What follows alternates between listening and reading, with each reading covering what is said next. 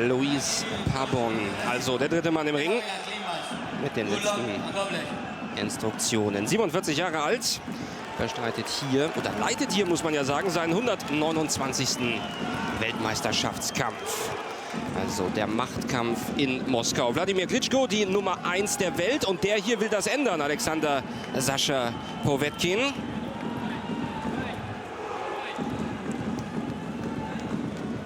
Zwölf Runden angesetzt. Wie geht's hier los? Abwartend oder doch gleich mit ein bisschen mehr Power? Vorbei an der Führhand. Das muss das Ziel sein von Povetkin, denn die Führhand ist stark. Und dann hier weiterkämpfen oder versuchen im Infight eben auch etwas zu erreichen, weiterzuschlagen. Klitschko will dann halten. Klitschko versucht dann Aktionen zu unterbinden, so kennt man das. Und da braucht Povetkin eine gute Taktik, gute Schläge und vielleicht eben die entscheidenden Treffer. Der ist heiß.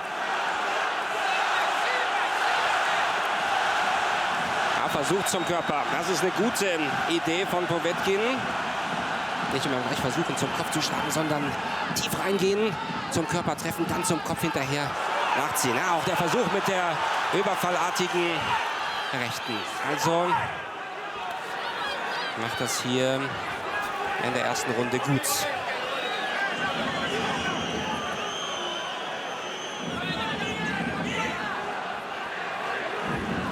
Gut, die Führhand. Ja, da ist sie. Der gute Jab von Klitschko. Auch nochmal. Da haben wir in den ersten Szenen schon fast alles gesehen, um was es hier in diesem Kampf gehen wird. Trifft die Führhand von Klitschko so stark wie gerade zuletzt in den zwei Szenen, dann wird es gefährlich und tut weh bei Povetkin. Und wenn er vorbeikommt, dann hat er alle Möglichkeiten. Und dann, das sagt ja nicht nur Teddy Atlas, sein Ex-Trainer, ist hier vielleicht sogar ein K.O.-Sieg von Povetkin in Reichweite.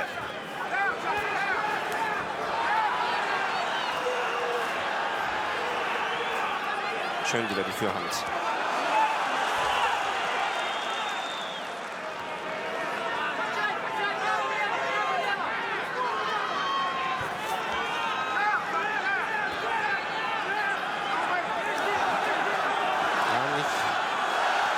Zu statisch rangehen.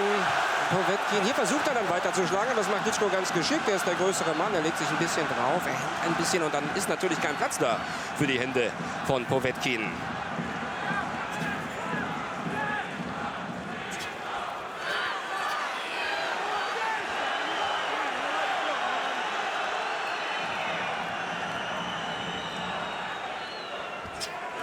Wieder überfallartig die rechte, dann die linke hinterher. Gute Aktion vom Herausforderer Sascha Povetkin.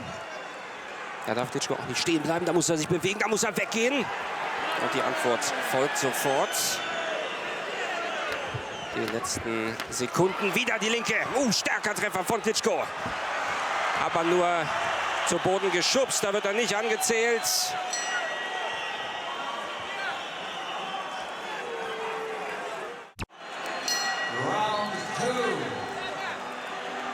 Runde 2. Und das war eine vielversprechende Eröffnungsrunde. Kurze Ermahnung von Luis Pabon. Tja, da steht die Führhand ganz weit unten bei Klitschko. Der will ihn locken, der will ihn ziehen, der will ihn kontern, wenn der nach vorne kommt und reinkommt, dann die linke ins Ziel bringen. Da muss die weiteren Wege gehen, Povetkin, aber das wird ihn nicht überraschen, das war klar. Dass er viel wird investieren müssen.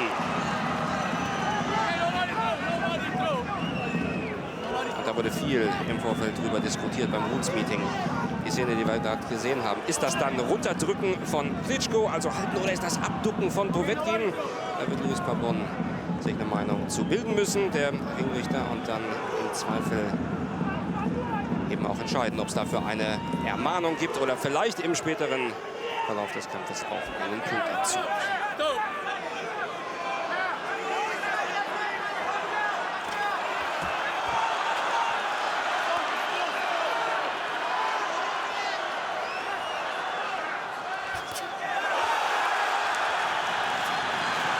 Wild und vielleicht zu wild über die Außenbahn. Da macht er sich den Weg sehr, sehr lang, Povetkin.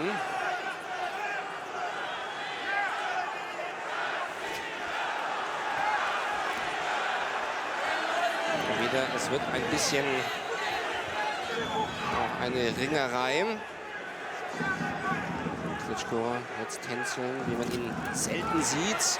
Ja, dreht sich weg und hat dann eben auch die Sorge, dass da möglicherweise noch ein Schlag in den Nacken kommt. Er muss in solchen Szenen auch auf sich aufpassen. Die Frage ist, warum er überhaupt hier immer wieder den Clinch sucht, warum er nicht mehr die Beine einsetzt und versucht, erstmal die Führhand hier zu etablieren.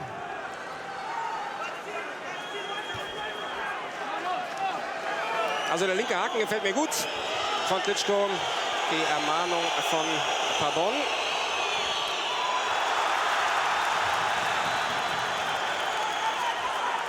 Macht sich immer ganz tief Povetkin und dann taucht er auf. Das ist auch so eine Szene, weswegen ja Wladimir Klitschko auch vorher sagte, der boxt ein bisschen wie Mike Tyson. Also man kann da Ähnlichkeiten zumindest erkennen. Es geht um diese Explosivität.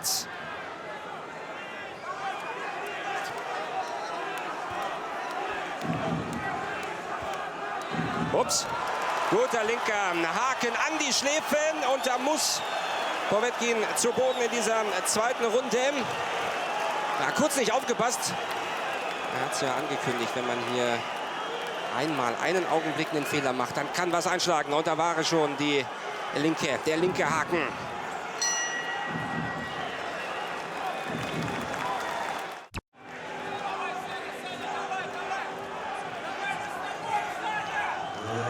Die Führhand soll er mehr bringen, sagt Jonathan Banks in der Ecke von Wladimir Klitschko.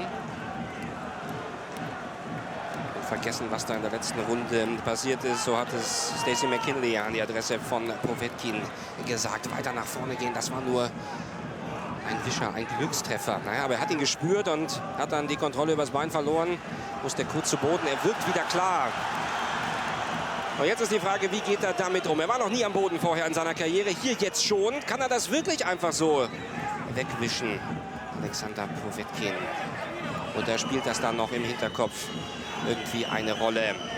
Und vor allen Dingen, wenn er dann noch verkrampfter vielleicht versucht, den Kampf zu suchen, ist die Gefahr groß, dass er möglicherweise sich dann noch so ein Konter fängt. Also viele Dinge, an die ein Boxer denken muss in so einer Situation. Und nebenher darf man eben auch das Fighten nicht vergessen. Aber das tut er. Im Vorfeld haben wir gesagt, das Sixpack sucht man vergeblich bei Alexander Sascha Povetkin. Aber das Kämpferherz, das hat er hier schon gezeigt, dass er es versuchen will, versuchen muss. Die einzige Möglichkeit, die er hat. Nach vorne gehen. Gefällt mir gut. Auch diese Führhände nur zum Körper. Überhaupt Klitschko treffen. Zu wissen, wenn ich mit der Führhand treffe aufs Brustbein, dann ist auch der Weg für die Rechte nicht zu weit. Dann kann ich was probieren.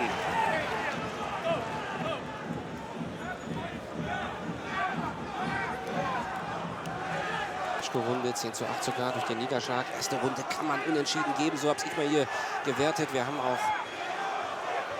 Krasnitschi gefragt, der die erste Runde an Klitschko gegeben hat. Aber im Zweifel für den Außenseiter.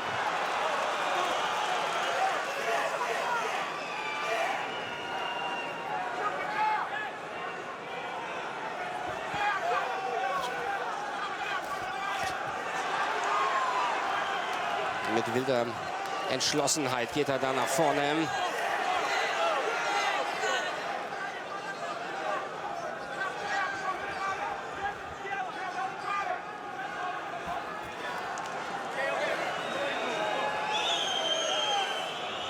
Povetkin, wenn er sich nach rechts ein bisschen abduckt, da sieht man, ist der Weg für die Rechte von Klitschko so lang, dann schlägt er sie gar nicht mehr, dann nimmt er sie nur ganz zaghaft nach vorne. Also das war schon mal die richtige Taktik, um die Rechte zu vermeiden. Jetzt fehlt noch die Idee für die Führhand und den linken Haken.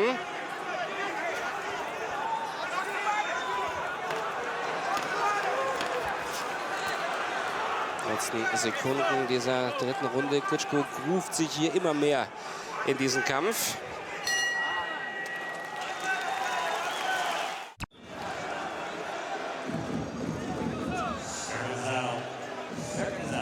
Ich fühle mich am besten, wenn ich viele gegen mich habe. So hat das Wladimir Klitschko vor diesem Kampf gesagt. Und dann muss er sich hier super fühlen. Das haben wir gehört beim Walk-in, wie hier die Sympathien natürlich verteilt sind. In dieser Olimpijski Arena. 14.000 Zuschauer jetzt hier. Man hätte auf 35.000 bestuhlen können. Eine Riesenhalle. Aber am Montag beginnt hier ein Tennisturnier und da ist hier eine Hälfte der Arena kurz vorm Umbau.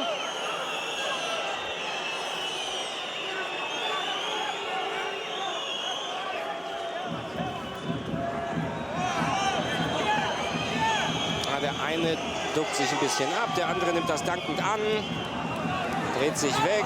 Naja, da könnte Povetkin sich verleitet sehen, mal in den Nacken zu schlagen. Da gibt es wahrscheinlich einen Punktabzug. Er macht's nicht, er hat sich da unter Kontrolle. Versucht ranzukommen und man sieht, wie schwer das ist mit diesen langen Armen, die ihm der Wladimir Klitschko da immer so entgegenstellt.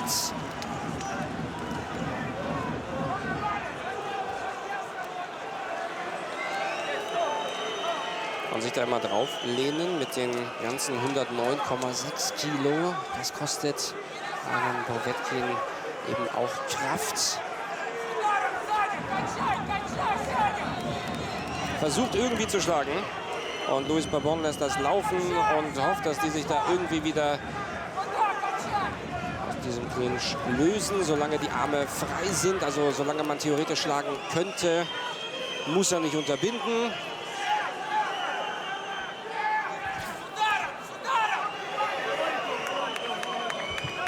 Wenn man vorher gesagt hat, Povetkin wird versuchen müssen, in den Infight zu kommen, dann steht er häufig ganz nah dran an Klitschko, aber anders als er will, denn er hat den Kopf dann zu weit nach unten durchgesteckt und ist da beinahe im Schwitzkasten und kann sich da natürlich auch nicht so entfalten, wie er es gerne hätte. Diese Körpertreffer gut und dann kommt danach zu wenig.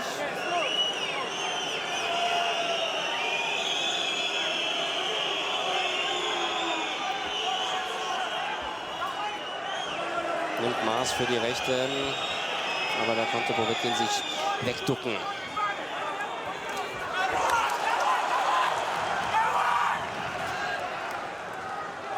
Er kommt nicht ran, ohne einen Treffer zu kassieren. Entweder die linke oder die rechte. Momentan noch nicht beide.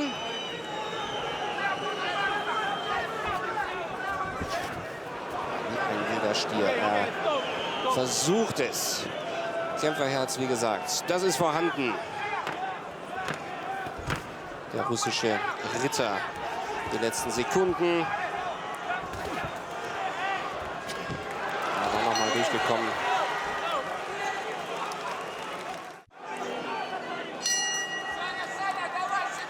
Bleibt bei der Arbeit mit der Linken, sagt die Ecke von Klitschko. Und versucht die Rechte zu verhindern, sagte man bei Povetkin. Und geh mehr zum Körper. Geh mehr zum Körper. Versuch gar nicht da zum Kopf zu schlagen. Zumindest nicht mit dem ersten Schlag. Immer über den Körper ran an den Mann. Hier mal die Rechte. Gut gemacht. Guter Treffer von Povetkin.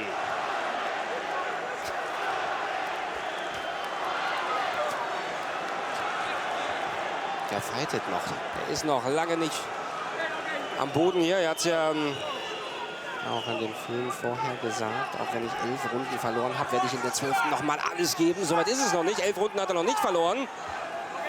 Aber auf dem Punktrichterzettel sieht es auch nicht besonders komfortabel aus. Die meisten Runden Klitschko. Die zweite Runde mit dem Niederschlag. Eine 10:8 Runde für Klitschko. Also eine Unentschieden. So könnte das sein. Aber er muss jetzt nicht mitrechnen. Er muss fighten.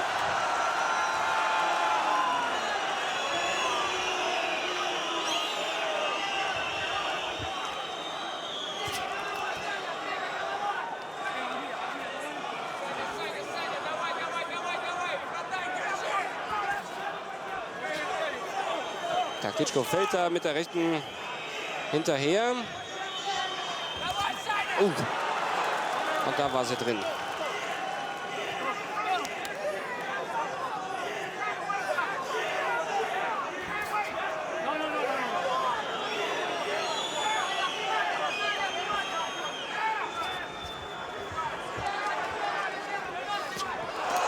Er konnte nicht weg, weil da Luis Pabon ein bisschen im Ring stand, hat sich trotzdem Gut rausgedreht, Klitschko. Es sind diese wilden Attacken, die Povetkin gefährlich machen und auch gefährlich bleiben lassen.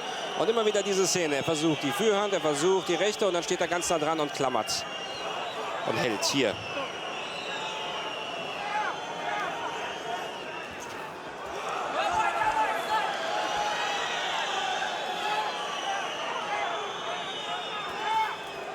Sucht die Lücke für die rechte. Gefährliche Aktion für Klitschko, weil er dann auch offen ist. Und das sind die Momente, auf die Povetkin natürlich wartet. Sich klein machen, ranstürmen und dann drüber schlagen.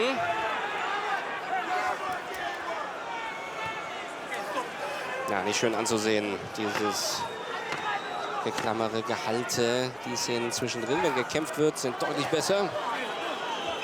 Wiederum eine Klitschko-Runde.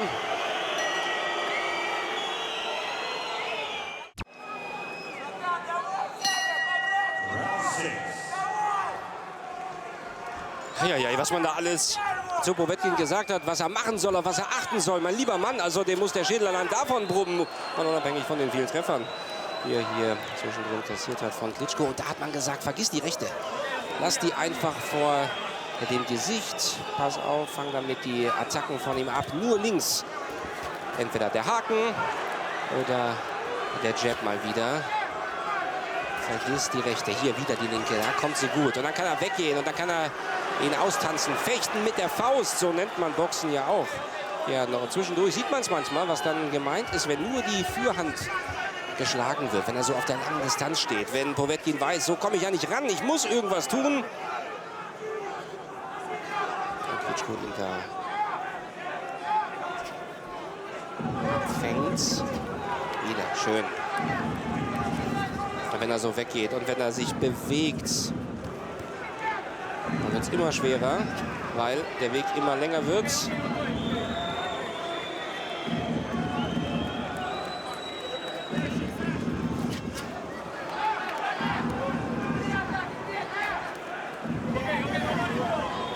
Er versucht viel offen zu lassen, Luis Pabon. Kann man ihm hier keinen Vorwurf machen. Es gab ja einen kleinen Vorwurf nach dem Kampf, den er auch geleitet hat, Povetkin gegen Marco Huck, dass er da ein bisschen parteiisch war. Eine Verletzung am rechten Auge von Povetkin. Da bildet sich ein Cut oder beziehungsweise eine Schwellung. Das wird ihn behindern. Problematisch ist es dann, dass er die linke vielleicht noch schlechter kommen sieht, ergo häufiger davon getroffen wird.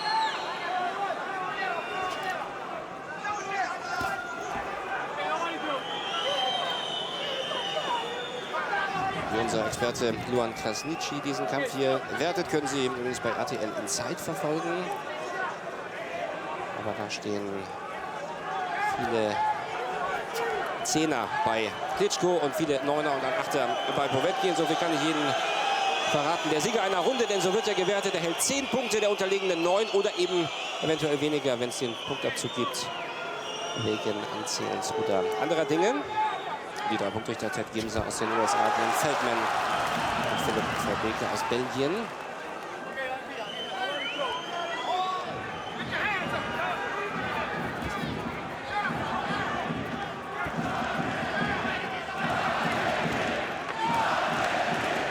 Anfeuerungsrufe für den Lokalmatadoren hier. Die letzten Sekunden, er kann sie gebrauchen.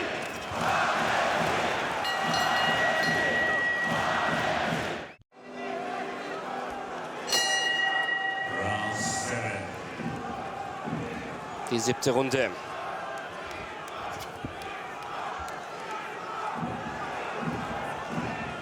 Anweisungen in der Ecke bleiben gleich. Bei Klitschko vergisst die rechte, arbeite nur mit der linken, box ihn aus. Du wirst ihn so frustrieren, vielleicht gibt er von alleine auf. Und bei Povetkin rangehen. Du musst mehr tun.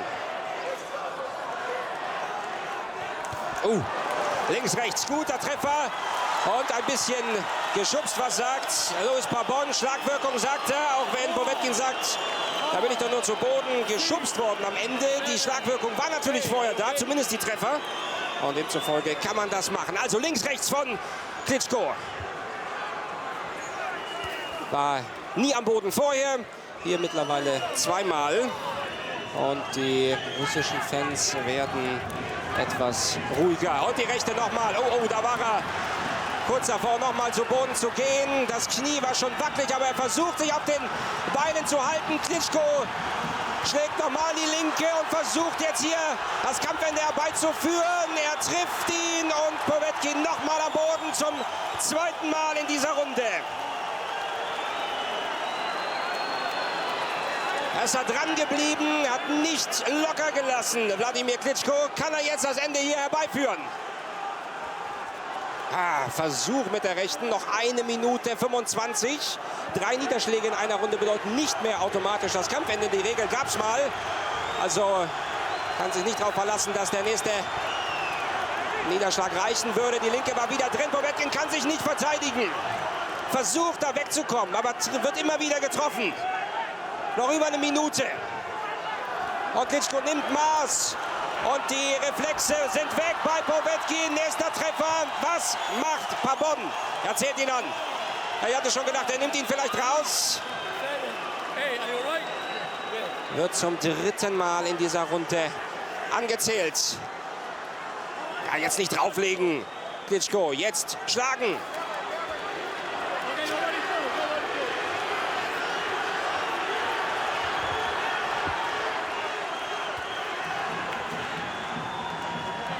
Schafft das noch in die Pause. 28 Sekunden. Oh, der versucht noch mit dem Mute der Verzweiflung. Alexander Povetkin, angeschlagene Boxer. Sie kennen diese Regel. Diese Weisheit sind ja am gefährlichsten. Die letzten Sekunden. Und es gibt eine Verschnaufpause für Povetkin.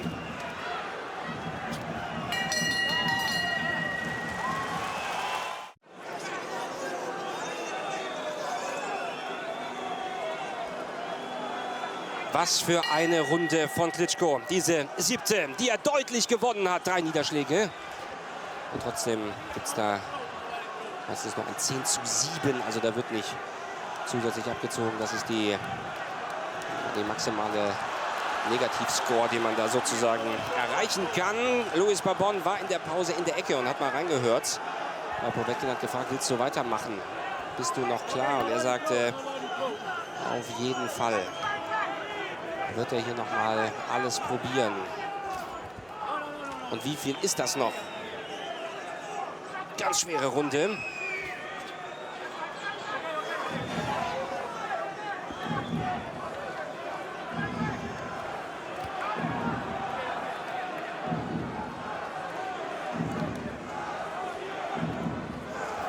Oh, Versuch des Aufwärtshakens. Das zeigt, er ist sehr selbstbewusst. Ein gefährlicher Schlag, wenn er trifft für den Gegner, aber wenn er nicht trifft, auch für den Ausführenden selber, weil man sich natürlich komplett öffnet, weil man sehr empfänglich wäre für Konter. Also der Sicherheitsboxer Klitschko holt den Schlag nur raus, wenn er sich ganz, ganz sicher ist, dass hier nichts mehr anbrennen kann.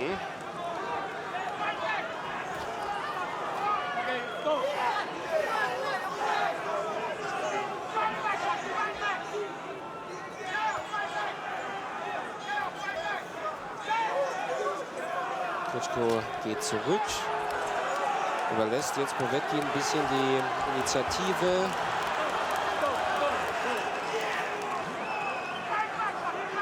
Frage, warum macht er das? Warum boxt er nicht weiter so offensiv, wie er es kann, wie er es in der letzten Runde gemacht hat? Im Rückwärtsgang boxt auch Povetkin nicht besonders stark.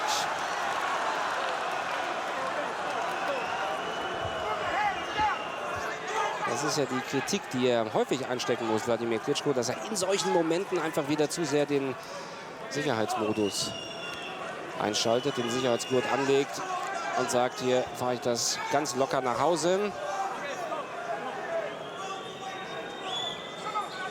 Und eben nicht sagt, jetzt versuche ich hier fürs Publikum den schnellen K.O. rauszuzaubern.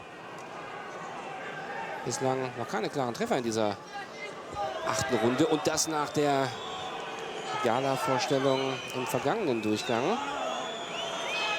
Er ist der Fitte. Er ist der Mann, der jetzt hier mehr zeigen könnte, vielleicht mehr zeigen muss.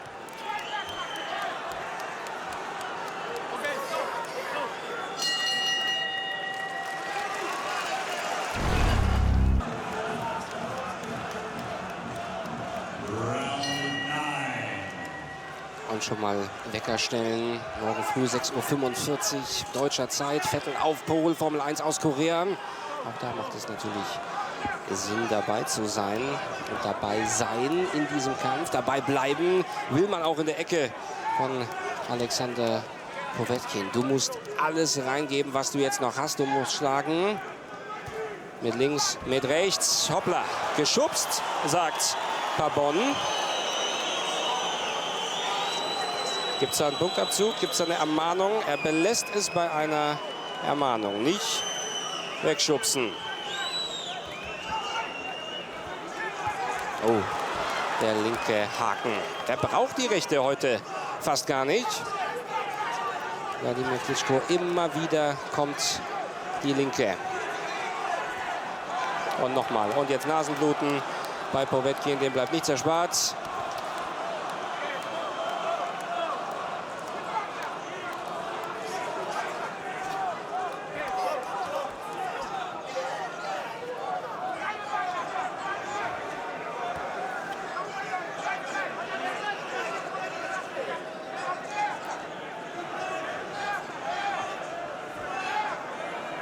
Hat auch aufgehört, mit der Fürhand zu arbeiten. Povetkin, das, was er zu Beginn eigentlich recht gut gemacht hat. Die Fürhand zum Körper zu schlagen, so ranzukommen. Jetzt steht er immer da, ohne zu schlagen. Also denkt sich Klitschko, dann schlag ich halt. Und dann schlägt die linke ein. Der Machtkampf in Moskau, die Machtverhältnisse momentan bis zu diesem Zeitpunkt recht eindeutig.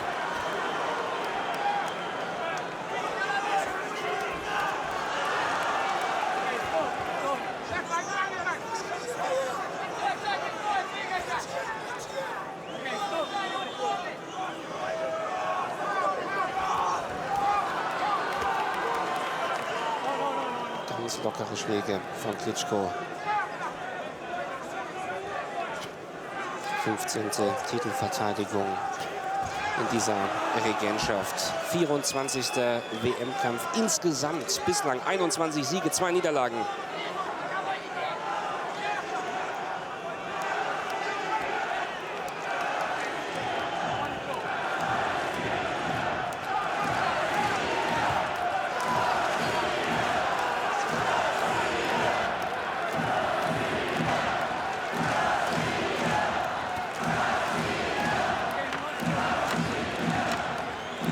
Tja, die letzten Sekunden, die verstreichen. Er muss mehr tun, Povetkin, wenn er hier noch eine Chance haben will.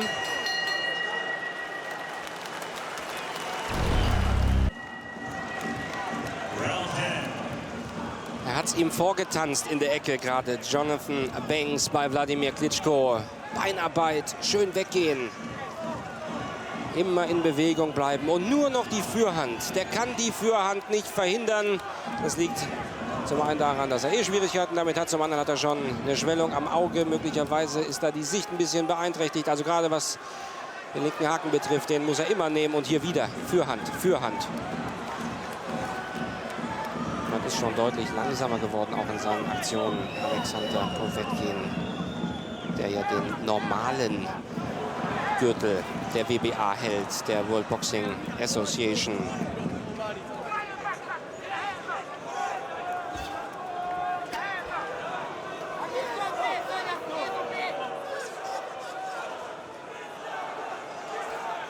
Schön.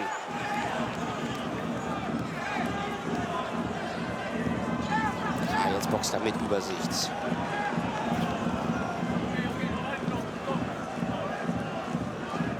Und so sieht es eben gleich auch viel besser aus, wenn er nicht immer versucht, dann zu clinchen und zu halten. Und wo ich sage, macht das wieder, sondern weggeht und die Beine einsetzt. Dann sieht es toll aus. Eieiei. Der wackelt, der will unbedingt noch weitermachen, Povetkin. Aber der kann sich ja kaum noch auf den Beinen halten. Der ist richtig fertig, der kämpft nur noch mit dem Herzen. Nur noch, in Anführungszeichen. Das kann bei dem einen oder anderen Boxer ja ausreichend sein.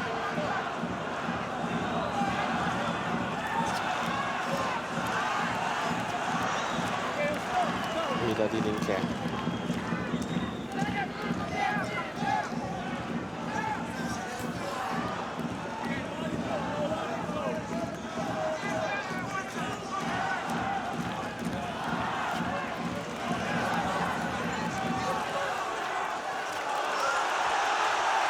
Und da ist das Publikum sofort wieder da, wenn man merkt, wie der es versucht, wie der fightet, der doch eigentlich hier so chancenlos ist, Alexander Povetkin. Wenn der aufgeben würde, könnte man eigentlich auch nicht sich beschweren, weil er viel kassiert hat.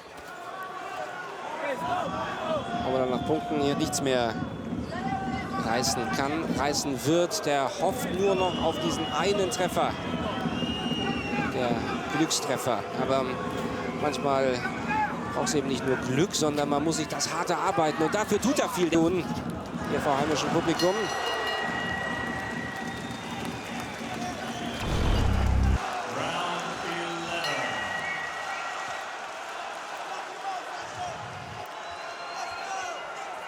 Die 11. Runde. Hoppala. Hoppala, weggerutscht. Ich habe keinen Treffer gesehen.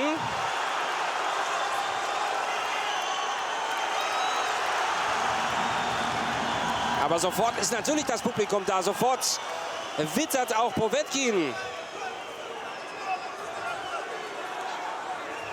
dass da noch was möglich ist. Na, das wäre ein Ding, wenn der so von so weit hinten hier diesen Kampf noch dreht. Ho.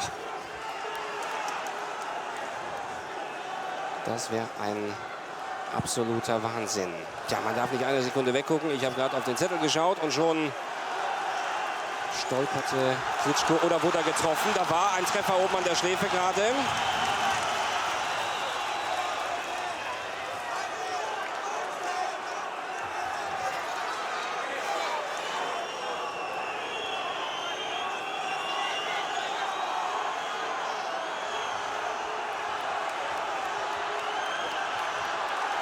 Die treten sich ab und zu da vorne auf die Füßchen und dann ist natürlich schwer wegzukommen.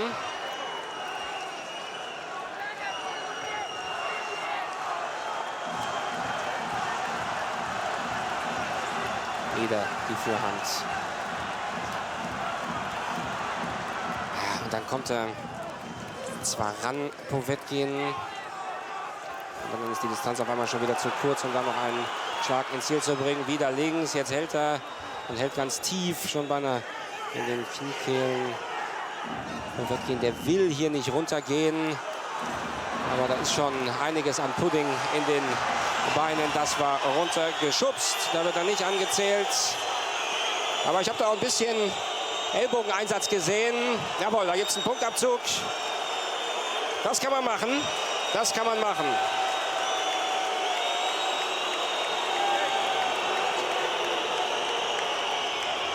Ein bisschen Ellbogeneinsatz mit dabei, also durchaus erlaubt er den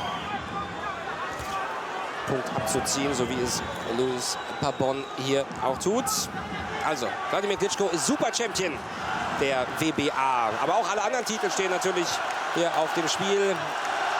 IBF, IBO, WBO. Und dann gibt es wieder nur einen Weltmeister, auch bei der WBA, bei der World Boxing Association. Nicht mehr den normalen Weltmeister und den Super Champion, sondern nur noch Klitschko oder nur noch Povetkin, je nachdem. Auch mal ein Treffer zum Ende.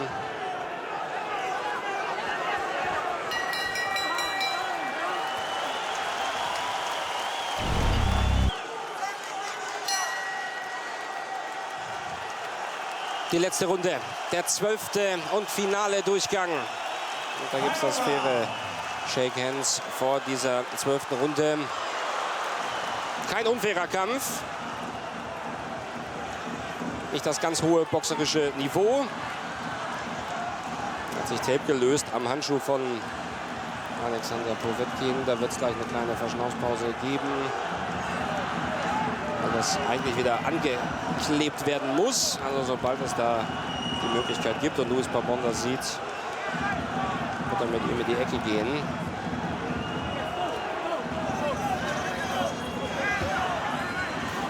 Was wird Klitschko hier noch investieren? Was wird er versuchen? Will er den vorzeitigen Erfolg? Macht er sich Sorgen über das, was die Punktrichter dann möglicherweise erpunkten werden? Er sollte deutlich vorne liegen. Aber man hat ja schon die Pferde vor der Apotheke. Zuletzt beim Kampf von Floyd Mayweather Jr., den besten Boxer der Welt. Wo die einen gesagt haben, der hat jede Runde gewonnen gegen Canelo Alvarez. Und am Ende hatte eine Punktrichterin ein 114:114 unentschieden. Also seitdem, das war nicht so lange her, weiß man einmal mehr. Ein K.O. macht die Sache deutlich sicherer.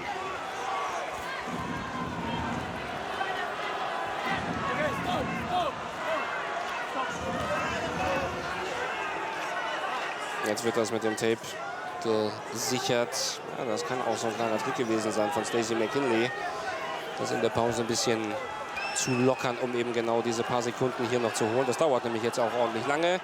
Jede Sekunde für Povetkin ist wichtig. Am Anfang hat Michael Buffer gesagt, let's get ready to rumble. Man hätte auch sagen können, let's get ready to ruble.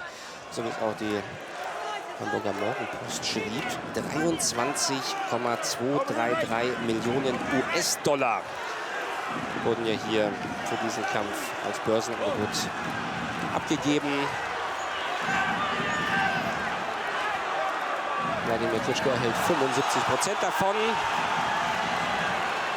Und Povetkin darf sich mit etwas über 4 Millionen US-Dollar trösten.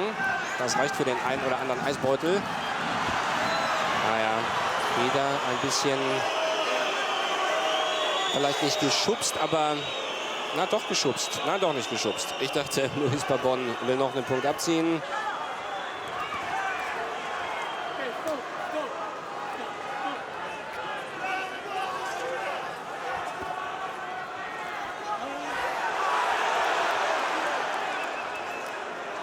Hat dann nicht weitergeschlagen, Povetkin, als Klitschko sich ein bisschen wegdrehte. Und das zeigt einmal mehr, es gab hier sehr martialische Worte, aber es ist keineswegs unfair.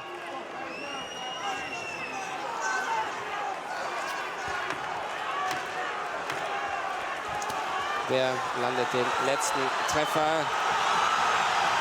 Povetkin probiert es nochmal. Griff zum Körper, Kampf ist aus. Der Sieger heißt Wladimir Klitschko. Der wird hier sehr deutlich, sehr klar das Ding nach Punkten gewonnen haben. Aber was für eine beherzte Leistung von Alexander Povetkin. Da kann man sich freuen im Klitschko-Lager. Und hier weiß man gar nicht, wo man zuerst mit den Reparaturarbeiten ansetzen soll. Linkes Auge, rechtes Auge. Aber der hat gefightet. Das sah nicht gut aus. Gleich zu Beginn schon in der zweiten Runde am Boden. Dann diese schlimme 7. Da werden sich alle schon die Hände gerieben haben, die gesagt haben, 8. Runde oder 10. wird das hier zu Ende gehen. Er hat richtig gefightet. Großes Kämpferherz bei Povetkin. Aber der Sieger heißt sicherlich Klitschko. Wir warten aufs Punkturteil, sind gleich wieder hier zurück. Wladimir Klitschko.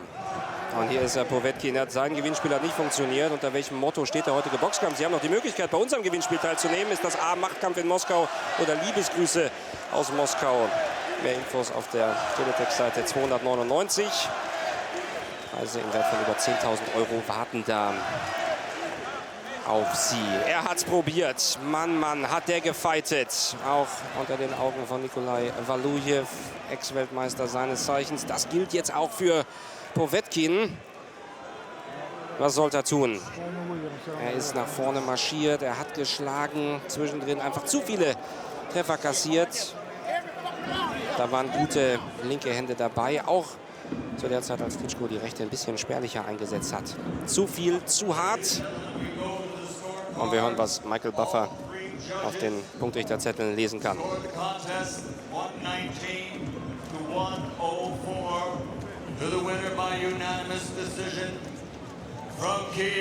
Tja, ganz klar.